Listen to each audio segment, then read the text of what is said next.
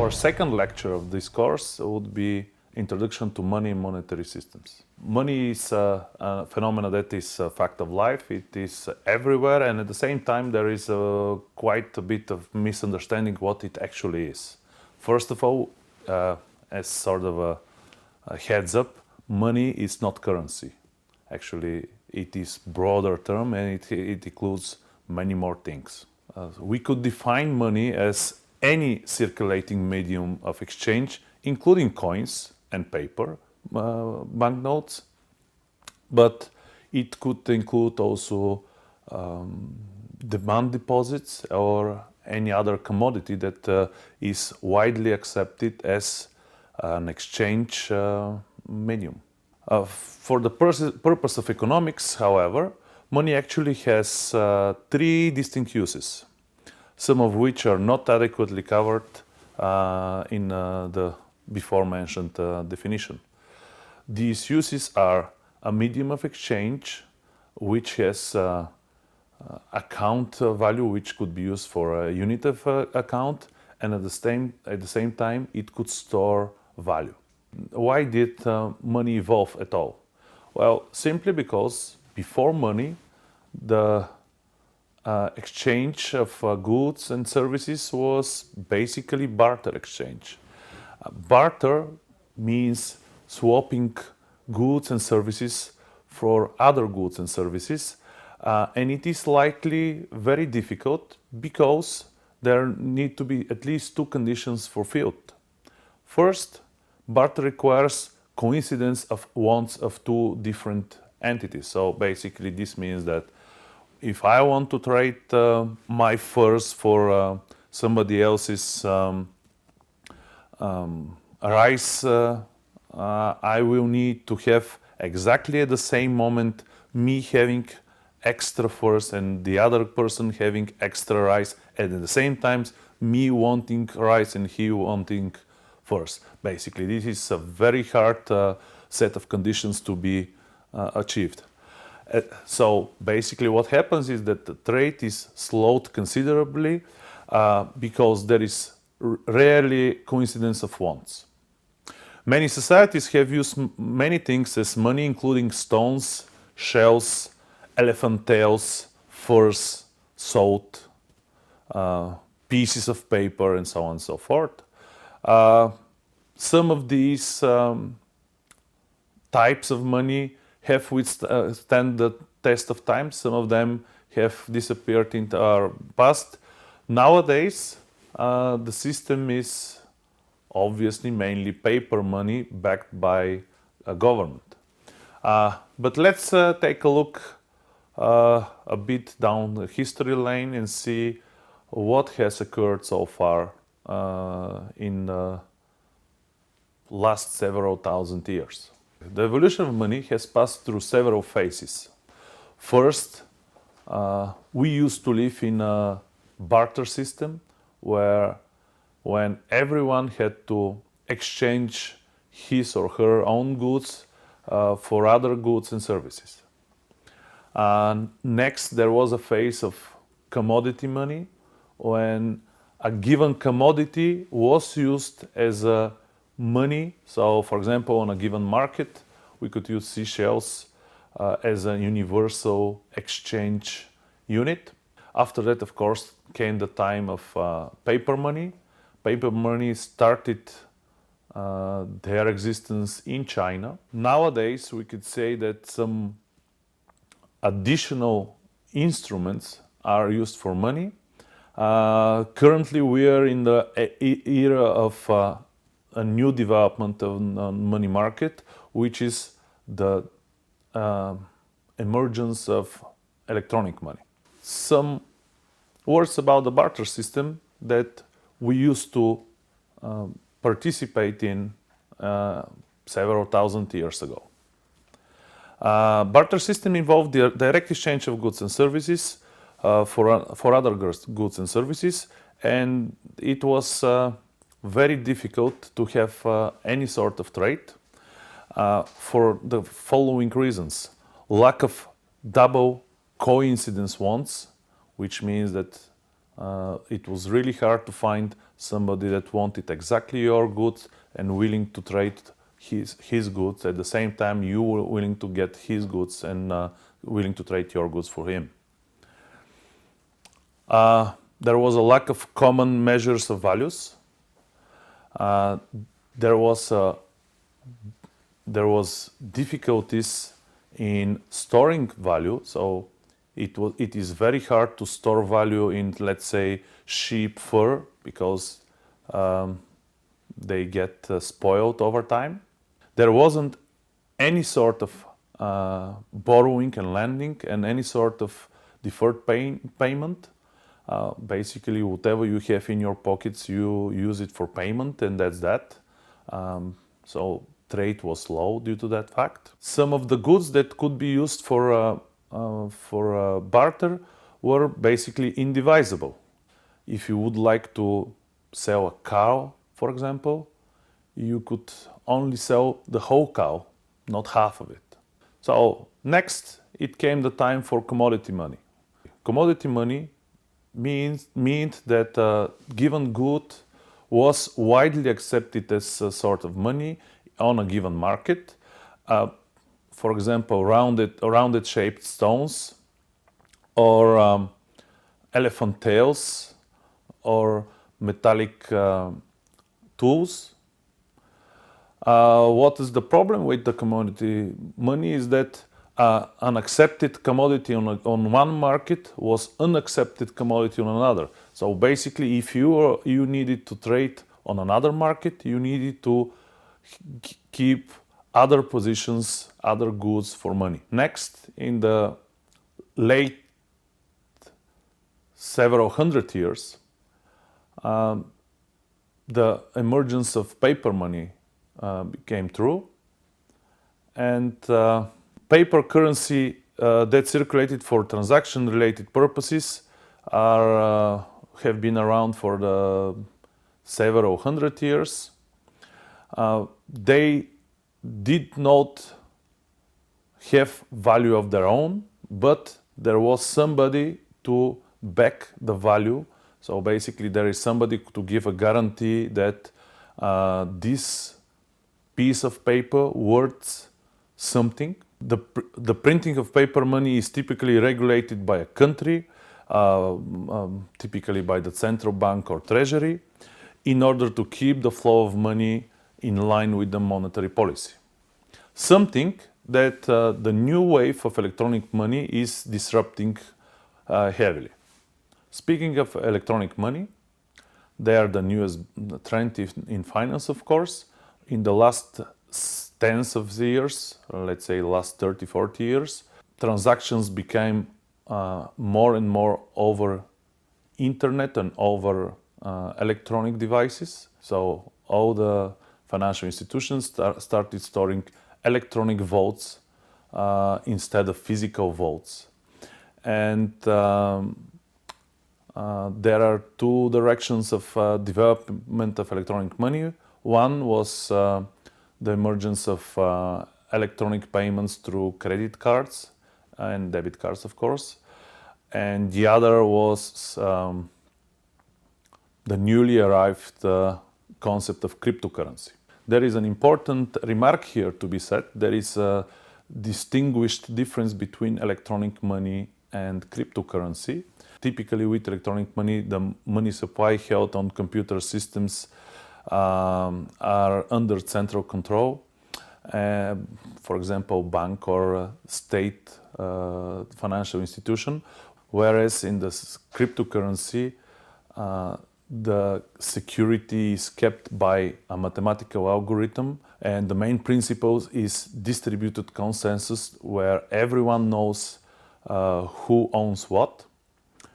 So this is a big difference. In the coming lectures on the next levels, we are going to have time for special discussion on cryptocurrency. So now that we know the evolution of development of money, let us speak some about the function of money. There are different opinions among researchers on what are the functions of money. I'm going to use the widest possible description here, in which money have 5 different distinguished functions. First of all, it is the function of medium of exchange. Next is the function of unit of account. Next is the function of storage of value. Next is the function of standard for deferred payments. And finally, easing of transfer of value. On the medium of exchange, which is the first and most important function of money, by definition, medium of exchange is anything that is used to determine value during the exchange of goods and services. Money allows us to use system of trade beyond the barter system. Your money acts as a common ground for determining the value of the deal that we are making. At the same time, next important function of money is money as a unit of account. Money can be used as means to compare the values of goods and services.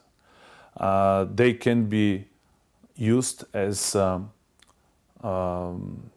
quantitative estimation of what do we have, and they could be used for accounting, and they could be used for storing information and analysis of their value. Money as a unit of accounts allows us to compare similar offers for goods and services and determine the best value. Third important function is money as a storage of value. This is the function why precious metals have occurred to be an important part of money markets, because precious metals could concentrate a lot of value in a very compact form. So money is used to maintain the value of a transaction over time. If you receive monetary compensation for goods or service, the actual amount that you receive does not change if you do not use it immediately. So you can spend or exchange your money at a later time without the penalty of losing some value. However, and we're going to speak about this later in the course, the functional value of stored money may change over time due to other factors. Okay, the function of money as a standard for deferred payments. One important aspect of trade is the ability of someone to pay later than the actual exchange of the goods.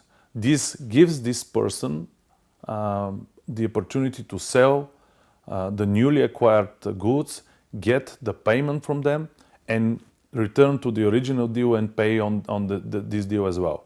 So in order to have this opportunity, money actually is used as a standard for measuring the deferment of payments. Debt are easily returned back with the same value of money, or, and we will speak about this, debt could be repaid with an increased amount of value should this is needed or contracted by the deal. The last function of money is money as transfer of value. Money has the ability to transfer value from one entity to another. And the first entity or the first individual knows how much he or she has given up and in exchange for what. And the second individual knows how much he or she has received. So even if we have a gift for someone, we can always easily estimate the value of this gift by using its money value.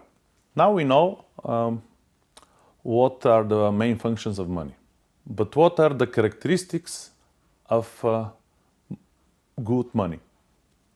Well, there are several characteristics that could improve the quality of money, and they are mainly concerned with the physical aspect of the money medium. So these characteristics include durability. Durability means that the item must be able to withstand being used repeatedly. This is the reason why we ended up using coins at one point in our civilization because we needed to have durable currency. Items that are considered durable are coins and paper bills used as money when they are produced specially for this purpose. Next characteristic of good money is portability. Money should be easily transported from one point to another. They should be carried easily by a single person. And this is why small pieces of metal, as coins, have withstood the test of time and have been and yet are used currently as well as money. Divisibility is the characteristic that says that money can be easily be divided in smaller amounts. So if we have a piece of a diamond, of course it is portable, it is a durable payment, but it is very hardly divisible. So this is the reason why coins and banknotes have emerged to be successful payment method. The next thing, the next characteristic is uniformity. Uniformity means that from the first sight of, from the first moment that you see a banknote or a coin or other form of money, you should recognize that exactly what it is and how much value does it carry. Uniformity means that all versions of the same denomination of currency must have the same purchasing power. So, for example, a $100 bill issued in the 1990 and the $100 bill issued in 2010 should have exactly the same purchasing power. Next important characteristics of good money is limited supply. Limited supply means that there are restrictions on issuing money and circulation of money is controlled by someone. The responsibility for maintaining an adequate money supply so far has fallen on the governments and central banks. Typically, they are in charge of issuing new money supply and taking out of turnover the old money and destroy them adequately. And finally, the final characteristic of good money is acceptability. Acceptability means that everyone must be able to use the money for transaction. For example, in the United States, this is indicated on the paper bills by the notion the note is legal tender for all debts, public or private. It has not always been the case that the banknotes have been widely accepted. There was a rather interesting part of financial history when there were many issuers of banknotes and not all of them were widely accepted. Even now, there are several national currencies that are not widely accepted across the world, and in order for the people holding such money to purchase something from outside of their country, typically they need to have some sort of exchange of money beforehand. Speaking of money supply, there are three types of money aggregates, and all of them are different on the basis of their liquidity.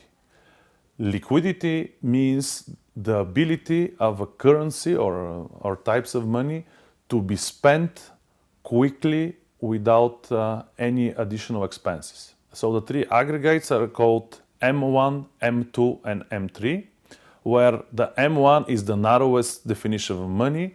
Hence M1 is the most liquid. M1 includes all currencies, coins and paper money that are in public. all checkable deposits that are easily converted to paper money and can easily be spent. Next money aggregate is M2, which is broader definition of money, and it includes M1 plus a number of near monies, the so-called near monies, such as saving deposits, including money market deposits, accounts, and small deposits. By small, we typically mean less than $100,000. These near monies can easily be converted into currency and checkable deposits, and this is why they are next in terms of liquidity to M1. And M3 is the broader definition of money. It includes M2, but also the large time deposits, balances in institutional money funds, and other liabilities that could be converted to money but are less liquid than M2. So why large deposits are less liquid? Because if you go to the bank and would like to withdraw $100,000 or more, typically they would tell you, we need some time, sir, to gather some currency for that transaction, and this would mean basically restriction on liquidity. One important note here is that the current monetary systems are called the so-called fiat monetary systems and fiat types of money. They are basically an item, typically paper, without its intrinsic value, so it doesn't have value of its own, but it has been declared to be money by the government. So, for example, a central bank basically prints out a paper. The paper itself has next to nothing value, but the bank declares that this is a official payment currency, and it guarantees its value by a statement somewhere on the banknote. One important aspect of money is its relationship to prices, and there is a negative correlation between the value of money and the general level of prices, which basically means that if some type of money becomes more valuable, it basically lowers the prices of the goods in general. And the other way around, the lower prices tend to raise the value of currency because fewer dollars are needed to buy a particular amount of goods, services, or resources. Why is this important? Because everywhere on the world there is a single phenomenon that is happening all the time, and it is called inflation. Inflation basically is lowering the value of money in relative terms in comparison with the general price levels. And why inflation is important? Because very high levels of inflation can result in basically breaking down all the important functions of money. It could break down the money as a medium of exchange, because nobody would have the trust in money to accept it as a payment. After that, it would break the money's function to store value, because nobody would be willing to take such money that would lose their value. And obviously it would break the function of unit of account, because nobody would believe in the stable value of given types of money. There is an important relation between money and general price levels. Okay, so this concludes our lecturette on money and monetary systems. What we have achieved in this lecture is that we have explained what is money. We follow the evolution of money starting from the barter system, going through the commodity money, going through paper money and now discussed the electronic money. We explained the functions of money as a medium of exchange, as a unit of account, as a storage of value, as a standard for deferred payments, and as an easy transfer of value. Finally, we reviewed the characteristics of good money as durability, portability, divisibility, uniformity, limited supply, which means scarcity, and acceptability.